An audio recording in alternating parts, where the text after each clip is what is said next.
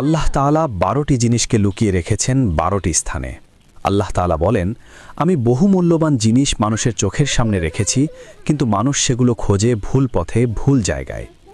১, আমি দ্বীন ইসলামকে রেখেছি ক্ষুধা, দারিদ্র্য ও ধৈর্যের ভেতরে, কিন্তু মানুষ তা খোঁজে উদরপূর্তি ও দুনিয়ার আরাম আয়েশে।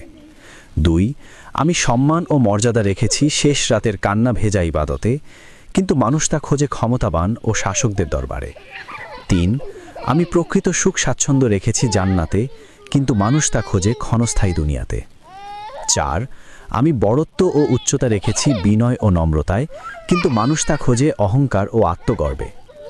৫, আমি প্রকৃত ধনবান হওয়া রেখেছি অল্প তুষ্টিতে, কিন্তু মানুষ তা খোঁজে লোভ লালসা ও সীমাহীন চাওয়ার মধ্যে। ৬, আমি দোয়া কবুল হওয়ার রহস্য রেখেছি হালাল উপার্জনে, কিন্তু মানুষ তা খোঁজে হারাম রোজগারের মধ্যে। ৭, আমি